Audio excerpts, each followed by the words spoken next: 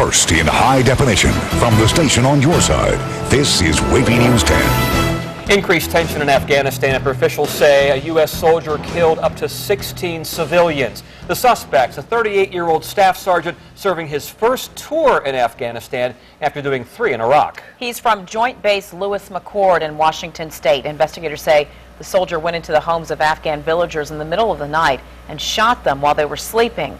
9 young children were among those killed. Some of the bodies were set on fire. The military says he acted alone and is in custody at a NATO base in Afghanistan.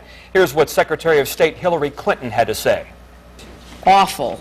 I can't even imagine. This is not who we are, and the United States is committed to seeing that those responsible are held accountable. The Taliban is calling for revenge. I'm 10 on your side's Melanie Woodrow, live at Naval Station Norfolk, where the Secretary of the Navy and Senator Mark Warner were here today speaking about energy efficiency. I asked each whether this weekend's events in Afghanistan could affect our military's mission overseas. Virginia Senator Mark Warner calling our military's mission in Afghanistan enormously challenging in light of this weekend's events. Warner said the potential for retaliation reminded him of that after U.S. soldiers burned copies of the Quran at a NATO base. I was at the funeral services, viewing services for a soldier who was killed during some of the aftermath of the Quran burnings over in Roanoke, and it shows what an enormously challenging circumstance we've got in Afghanistan. The Obama administration has vowed to investigate this weekend's shooting and hold the suspect responsible. The sooner we can see the Afghan military get in a position to stand up and take on more of these responsibilities, I think the better for all concerned. Secretary of the Navy Ray Mabus said the incident does not reflect the incredible work being done overseas. You've got to take this as an isolated incident. You've got to take it as not harming the overall mission that we have here, which is 2 things. One is to get the Afghan Army and police ready to assume responsibility for their own security. And second is a responsible drawdown of the forces that we have there.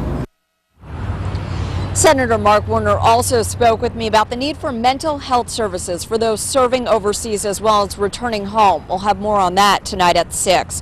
Reporting live at Naval Station Norfolk, Melanie Woodrow, 10 on your side. As you can imagine, this story has generated dozens of comments on our WAVY Facebook page. One from Karen, which says we shouldn't pass judgment on him or any of our military, and we shouldn't pass judgment on the Afghan people.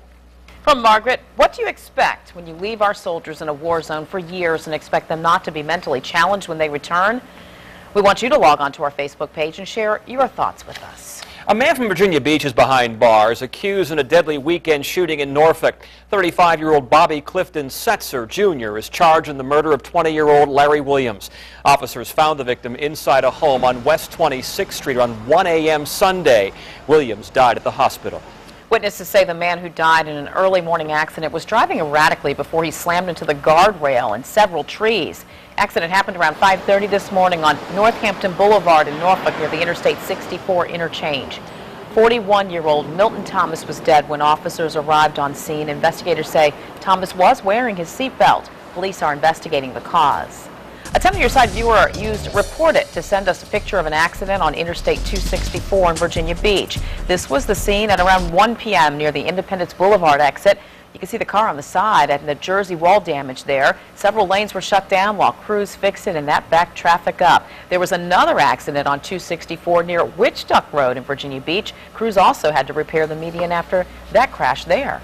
Well, the toll fight continues in Portsmouth tonight. Delegate Ken Alexander is planning to meet with a group of residents that wants to file a lawsuit against the Commonwealth. They're upset about the governor's plan to put tolls on the downtown and midtown tunnels and are trying to stop them. Those tolls would pay for the upgrades and expansion of the midtown tunnel. But green and gold, they are going dancing. Norfolk State University's men's basketball team will make its first appearance in the NCAAs later this week. But the school is already feeling the positive effects of all this publicity. Sure is exciting. 10 on your side's Ann McNamara joins us now from the gym on NSU's campus. Ann. Nicole, we're here at practice, the green and gold, making a game plan for Friday. That's when they'll play second-seeded Missouri on national television. The university president says it will be the perfect platform to showcase both basketball and academics. This is a first, for Norfolk State University. When Norfolk State fans saw this, the university president saw dollar signs for programs other than basketball. I call athletics the front porch, and I call academics the living room.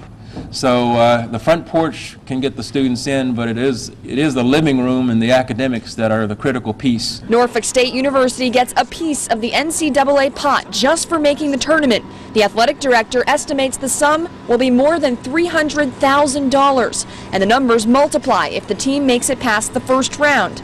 But already winning academics. President Tony Atwater expects the number of applications for next year will increase by the hundreds. Usually there is a noticeable, but a moderate jump or bounce that you get, from championship. And don't forget about the alumni who behold the green and gold loud and proud. There's something about athletics that galvanizes alumni more than anything else. And we saw that in Winston-Salem. Our alumni, you could see there was a buzz, throughout the tournament. And with the buzz comes alumni donations. The current endowment sits at $23 million. Another number Atwater says is likely to jump because of all the excitement, fueled by the thought of Norfolk State on national TV. We're not a household name, so to even become a household name is important to us. Even the team's #1 fan, the head cheerleader, will tell you the Spartans will be underdogs, but the school that's already winning in the living room still has something to prove out on the front porch. So on to Omaha.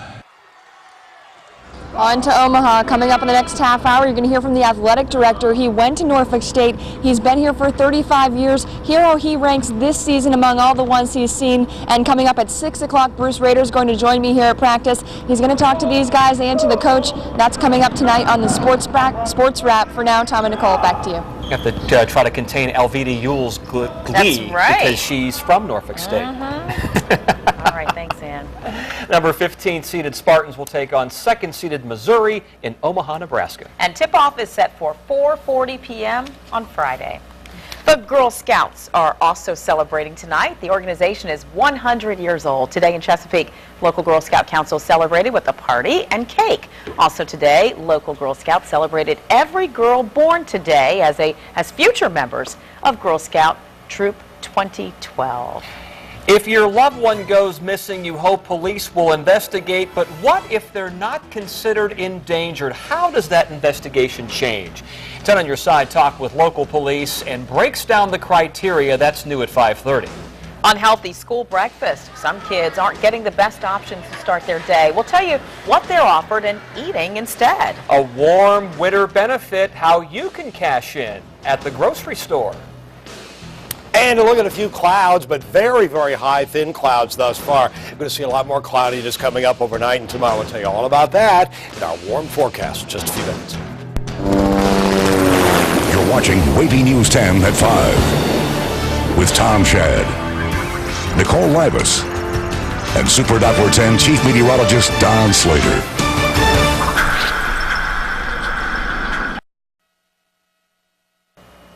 It's the first and most important meal of the day, but most school breakfasts contain more sodium, fat, and cholesterol than young children should have in a day. That's according to the Physicians Committee for Responsible Medicine. The group studied breakfast menus from 30 school districts across the country and found more than 90% featured processed meats. Most were high in calories, cholesterol, fat, and sodium. Only 1 in 3 offered low-fat options. The 5 worst options were ham, egg, and cheese biscuits, cheesy scrambled eggs, sausage, egg, and cheese sandwiches, maple-flavored pork pancake wraps, and glazed donuts. All of those breakfast items are loaded with sodium, fat, or both. Maybe want to eat at home before you go to school sometimes. Cereal or something. That's right. Some tax preparers say new regulations could put them out of business, so they're suing the IRS. Those new guidelines require most paid tax preparers to get a federal license, pass a competency exam, and take refresher courses to keep up with those changes in tax laws.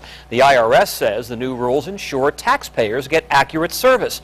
The Virginia-based Institute for Justice plans to file suit in Washington to try and halt those regulations. It says the IRS lacks the legal authority to regulate preparers, and the new guidelines are designed to favor corporation preparation services, attorneys and accountants.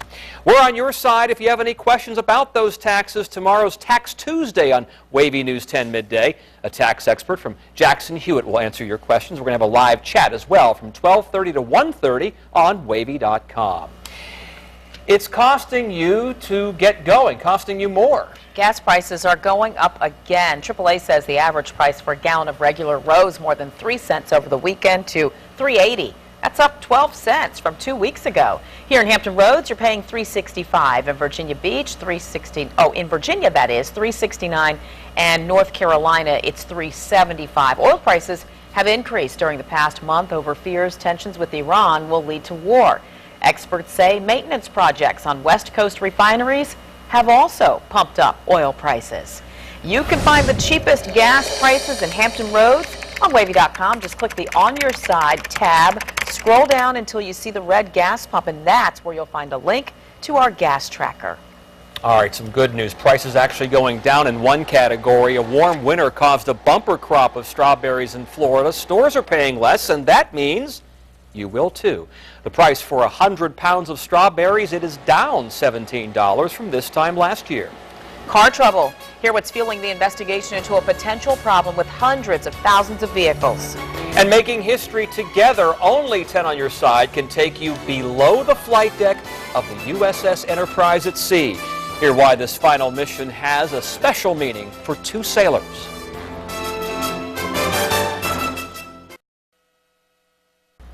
Three more ships pulled away from Naval Station Norfolk.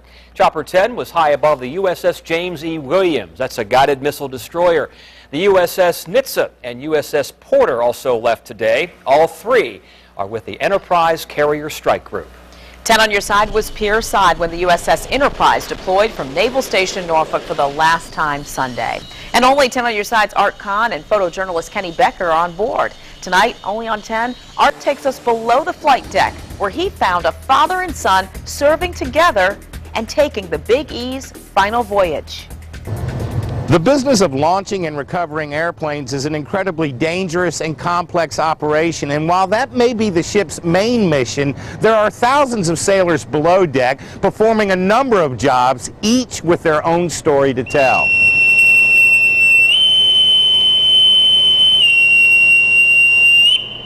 The most time-honored job in the Navy belongs to the bosun's mate. There is a lot that we do that's been going on since the beginning of sail, the line handling, the anchor, driving the vessel. Actually, Maynard performs a lot of duties on the ship, but he approaches every task with the same philosophy. That nobody was ever able to do anything until the first time they did it. 20-year-old Caleb Donald works for the ship's security force. His father, Senior Chief Damian Donald, works on the flight deck. This father and son are shipmates. It was pretty surreal when I got here and I saw him on the flight deck, so it's pretty awesome. Caleb's father will be leaving the ship following his upcoming promotion to warrant officer. His son has an important role in the promotion ceremony to be held aboard Enterprise. He's going to be my first salute, so it's kind of an honor for me, and because I won't have any family out here except for him. Activity is starting to pick up on the flight deck. That's because the rest of the air wing is supposed to fly in this afternoon. I'll have that story for you coming up tonight at 6. Aboard the USS Enterprise, Art Kahn, 10 on your side. And we showed you the arrival of the first wave of jets from the USS Enterprise Air Wing arriving yesterday. Tonight at 6, Art will show you the rest of the Air Wing joining the ship. And you'll find a special USS Enterprise coverage page on WAVY.com. Just go to the News tab, click on the Military page, and on the link you'll find a timeline of the history of the Big E, headlines, slideshows, a Twitter feed, and much more. Now, in high definition, your Super for 10 forecast with Chief Meteorologist Don Slater. Obviously a very, very nice day. We're going to start out with how nice it is now and really how nice it's going to be with temperatures over the next couple of days. Cloud cover, we've got that moving in. We're going to cover that in just a minute and show you that there is a slight chance of rain coming up tonight and tomorrow, but it's only a slight chance tonight and perhaps a little bit better than slight chance coming up for tomorrow during the early part of the day. Temperatures started out on the cool side into the low to mid 40s, 74 though the high temperature so far today into Norfolk, and that's where we've been at 4 o'clock and 5 o'clock. In Newport News today, around 70 for a high, and into Suffolk, we had a high of 73 degrees, right around that. So again, very, very nice and warm. 70, 74, 70 into Virginia Beach. Again, our high today, 74 degrees. Last night's low, 40 degrees. So again, chilly, chilly start to the day. A little bit on the chilly side. And again, mostly in the low 70s right now. And tomorrow, we're likely going to be a degree or two warmer, even with the cloud cover that I showed you. It's so far very thin cloud cover. We'll see thicker cloud cover move in during the day. But even with that, at 3 o'clock tomorrow afternoon, 72, 73, 74 degrees, even if a light rain shower or two possible during the early part of the afternoon hours, late morning, early afternoon. Here's where we are during the day coming up on Wednesday. And this is by 1 o'clock in the afternoon, 75, 79, perhaps into the low 80s inland. So very warm day, lots of sunshine coming up on Wednesday. But you'll note, I'm going to click it ahead 2 hours to 3 o'clock in the afternoon. What's up with that? About a 10-degree temperature drop. Well, the big thing for that is this time of year, we can see a sea breeze. And what happens is with the air heating up into the upper 70s, the air starts to rise into some mainland areas along the shoreline, and it sinks out over the water. So what you end up with is a circulation developing. You end up with a few clouds, coastal clouds, and eventually that cooler air pushes a cool front farther inland, and some of that cooler air off that 50-some degree water pushes inland, and we end up with things cooling off near the ocean front and the bayfront area. So again, you see these sea breezes this time of year on usually warm days when the water is still cool. Here's what's going on with the rest of our forecast. We've covered the temperatures, cloud cover. We've got that moving on in, and again, you can see that starting to move in. We've seen a few thin clouds. As far as rainfall, 9 o'clock, yeah, there are going to be a sprinkle or two out there overnight, but nothing very big. 2 o'clock in the morning, take it to 7 o'clock in the morning. We got a chance of some very, very light rain. Southwesterly breeze at 10 to 15. Take it through the afternoon. Here's where we are at the noon hour. Some scattered showers, southwesterly breezes at 15 to 20.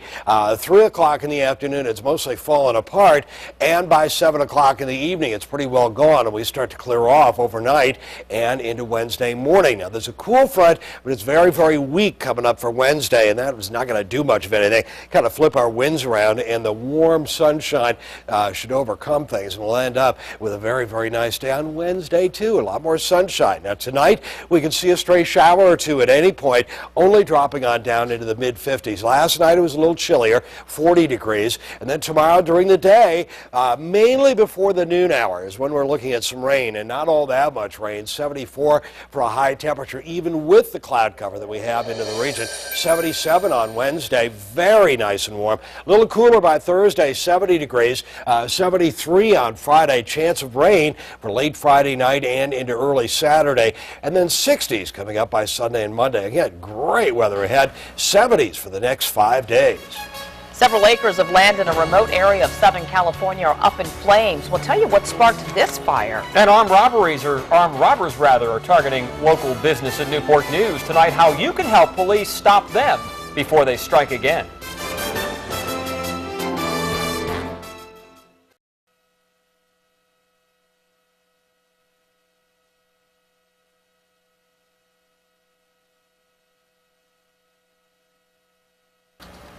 Police say they have no idea why a school bus slammed into the side of a bridge in Indiana, killing a 5-year-old and the driver. 2 other students were seriously hurt, including a child rescued from under the front wheel of the bus.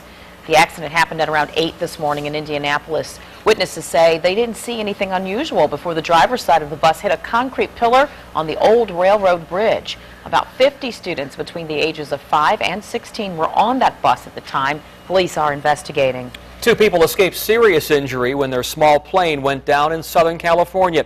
It crashed in Agua Dulce, north of Los Angeles, and that crash sparked a 12-acre brush fire. Somehow, both people on board managed to get out of this and call for help. Why this plane went down, that's still under investigation. Well, imagine trying to navigate your way through this. This is Highway 97 in Washington State. Police had to close a portion of it for 5 hours because of a dust storm. You can see it's basically zero visibility here, and several vehicles crashed. One person was hurt. We're on your side with a formula recall, why one company doesn't want you to give its product to your baby.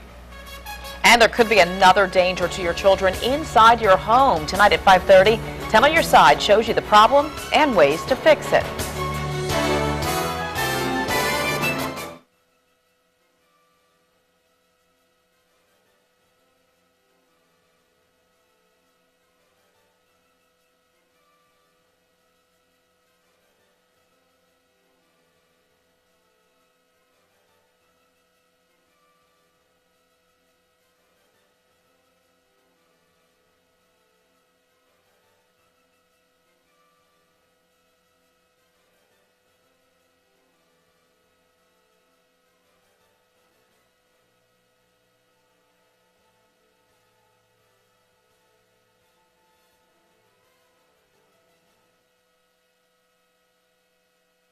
Check, check, check, 1, 2, 1, 2. Check, check, check. Check, check, check some more. You're welcome.